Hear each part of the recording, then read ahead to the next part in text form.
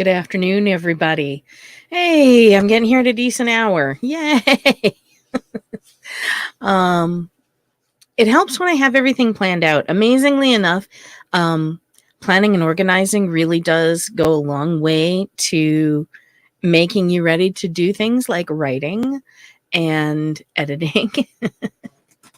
So, yeah. Um, so I am going to be talking about editing today. And I just wanted to let you know before I start that New Hampshire Ren Fair is indeed looking for people. We're going to be looking for people to do volunteering. I will be having sometime in early March, probably the second or third weekend in March, Wednesday in March. I'm going to get together with Kimberly, who is our fair mom, new this year, and maybe others will see, to talk about what New Hampshire Ren Fair does, why it does it, and why you should come and volunteer your time. Yeah. And of course, I'll be there. And there are other authors there as well. So lots of cool books and authors and people to talk to. And you get to dress up in a costume and hang out with the rest of us. And you get to eat my food. How much better can it get, right? Oh, coffee. So I want to talk about the editing process. I'm doing an overview today, and then the next several weeks, I'm going to go into details about the various types of editing. And if you see my background moving, it's because there's a bunny invading my space down at my feet, but that's okay. We're all good. So there are, let me see, how many types do they say here? 1, 2, 3, 4, 5, 5 types of major types of editing that are in existence. Now, depending on who you talk to, you're going to get, some people are going to say there's 3, some people are going to say there's 6, some people like the number 7. I've picked this because I have a web page that I'm going to share with you guys that contains all of the information that I'm talking about, or the basic information that I'm talking about. And it has a great layout for how it's done. So that's why I'm using this. So the first type of editing that you're going to do is substantive or content editing. And that's all on you, okay? You, generally speaking, you don't get substantive editing from an outside editor. That's what you're supposed to do. So you finish your first draft, then you go back and you do substantive or content editing. That is where I am right now. I have actually 1.5 chapters left to finish on my cookbook. And of those, one is, I have a lot of work to do on it, and the other one is just a bit of editing, formatting, and that kind of stuff. And that's about it. That's for the van life cookbook, by the way. So the idea is you take your work, take a break from it, okay? Do not finish your first draft and then start editing the same day or even the next day. Take a break. I mean, I really suggest taking a break for at least a week. That doesn't mean that you can't write, okay? You can get on to work with another project. You can do editing on another project. You can get some of the housework done that you've probably been neglecting because you've been doing other stuff. Did I say that out loud? Maybe. Scrub a bathtub or two. But do take that break. And there's a very good reason for that. And it is that you are so close to your work that it's really hard to see errors. This is less true of nonfiction. When we're dealing with nonfiction, generally errors pop out a little bit more obviously. But when you're dealing with fiction of any kind, you wrote it. It's your baby. You don't see the errors. And so you need that break to open up your mind again and let you think about what you're doing. And so that you're approaching it with a fresh eye. Then you go through and you read through the whole thing. So that content editing is how you bring it from first draft to second draft. Copy editing is the second one, which is reviewing for grammars, punctuation, and spelling mistakes. And you can actually have a copy editor look at your work. And if you work with a traditional publisher, they may actually assign you a copy editor. Do not rely on these people like you. They are human. Errors do happen. There were a disturbing number of grammar and typo type errors that ended up in my first copy, the first rendition of Bloodstone. And I was very embarrassed about that. I had to go back and fix them. And it took me a while to catch. I think at this point, I've got them pretty much done. But I mean, it's not easy. You can't. You have to look for it. But having somebody with fresh eyes looking at it, always a good idea. Sometimes a copy editor will also do suggestions on clarity and readability, but that depends on the copy editor involved. The third type of editing is line editing, and that is going through, literally, like the title says, line by line, and reviewing your book to decide if every word is absolutely needed. So I'm not of the school where a deep edit has to remove things, but it does have to remove unnecessary things, and you have to keep that in mind. The purpose of line editing is to get rid of, for instance, very is an overused word, so overused. And you don't want to say very, very much. You want to keep it to a minimum. And so line editing lets you go in and remove that.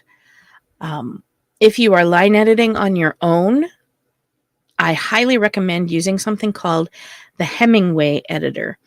And I'll talk a little bit about that when I talk about line editing. Stylistic editing is when you are going over your book, or someone is going over your book to make sure that it is it matches in tone, style, and voice. So if you read a particular author fairly frequently, Mercedes Lackey, I'm trying to think, my brain is just totally fuzzing out. But, Anne McCaffrey, Robert Heinlein, Asimov, all have their own voice. Stephen King. Okay. And sometimes you step outside of your comfort zone, especially when you're writing fiction, if you're writing from a point of view of a character that isn't partly you. And some of us do that. And so you need to make sure that you use the same voice throughout. And this is also when you go through your manuscript and check to make sure that if you started in first person, that you stayed in first person throughout the whole book, that you use the correct tense. You're not mixing past and present, except, for instance, in a flashback, you would use past tense, that kind of thing. Not enough coffee in the world today. And that's also when you look at the flow of your book. This isn't so much about the particular words you use, but it might include things like, have you repeated a word too many times in a paragraph or on a page, and it just kind of sticks out, that kind of thing. We'll go in again in more detail when we hit that week. And then there's proofreading. Proofreading is kind of near the very end of the editing process, and that is grammar, punctuation, spelling, inconsistencies in the texts, looking for places where you've repeated yourself, because goodness knows I've done that. The first edition of the Re-Enactor's Cookbook, before it was a finished product, and while it was still a draft, had 2 of a recipe in it in different chapters. And I had to go back and fix that because you don't want that. It's also where you go through and you check every single one of your references, especially if you're doing nonfiction like I'm doing, where I'm referring to historical texts, articles, newspaper articles, encyclopedia entries, that kind of thing. You need to go in and make sure that you have all of the information properly formatted to whatever system you're using, MLA, Chicago, etc. And again, this is only part of the picture. Proofreading might be near the end of things, but you don't want to finish with it. It's not, and it doesn't stand alone. Okay. All of these different types of of different types of editing come together to give you a whole. And if you try and do it completely, like all in one go, it's not going to work. It's important to do it in stages. The next type of editing is called developmental editing. And that is more for larger books, generally fiction books. Think Game of Thrones, Outlander, that kind of stuff, especially where you have more than one book involved, like it's a series. It is big picture issues, plot, character development, setting, and themes, but also covers, if your character is 900 years old in this book, unless you're time traveling, they can't be 700 years old in the second book. You need to have continuity, and that's developmental editing is when you go through that and definitely go through and find out where you've got, make sure your facts and your ducks are all in a row, things all work. When you're writing a single book, that's not such a big deal. So when I wrote Bloodstone, I didn't have to worry about any of that. It's my world. I created it, right? I know everything in it. Well, when I went to write Water, and then we had a problem because I couldn't remember what street such and such's house was on. And I had to think, how old was Pietro again? And what season was the first book ending in? Because the second book starts in the same season. So where was I in the year? All those little details, you got to keep track of them. And actually, I use a great little program called, let me look it up, World Anvil. And it's worldanvil.com, WORLDANVIL.com. It's was actually designed for role-playing game campaign managing, but it works really well when you're developing a world, especially if it's a complex world with magic or tech that works in the same kind of way as magic. It's it lets you keep all of your facts straight, lets you create character profiles for places, cities, planets, towns, houses, hovels in the forest, maps for your world, that kind of thing. Really great resource. I love it. I use it frequently, and it has a free version, so you don't have to be out of pocket for it, which is nice because some of us are starving authors here. I can afford my coffee. Barely.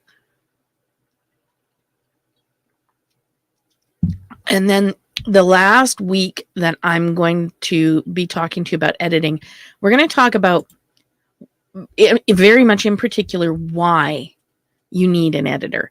Because people, especially like myself, I'm an English major. What the heck do I need an editor for? Well, if I look at the original copy that I ordered, my galley copy of Bloodstone, I can tell you exactly why I need an editor. All those errors I didn't see until I had it in my hands. And even then I missed some of them. That's why you need an editor. But I'm going to go into the depths of why you would need them and how, as a starving author or as an indie author who's, you're paying for all this stuff out of pocket, how do you choose where to get the most bang for your buck. Should you pick a developmental editor? Can you ask a friend to do that? That kind of thing. And so we're going to go over that final piece and talk about, how to form a budget and where to spend your money, because it's important to spend a little bit of money when you are putting your final product together for publication. So that's kind of the next 6 or 7 weeks in a nutshell. I can't remember how many weeks of this I had planned out, but I actually have all the notes and everything's ready to go. So I'm quite pleased with myself. I hope that I will be seeing you as things come up. Like I said, sometime in March, after the editing series of videos is done, I'm actually going to get Kimberly from New Hampshire Renaissance Fair to come on, and I'll do a split screen and she'll come in and talk to us about the fair and why it's of interest to authors and why it's of interest to medievalists, because of course Renaissance and medieval don't always mix. They're not the same thing. There's about 200 years, maybe 300, depending on the area that you're looking at, that in between the medieval times and the Renaissance. But there's all sorts of fun things to do, so we'll see. I'll let you guys go, and I will see you next week.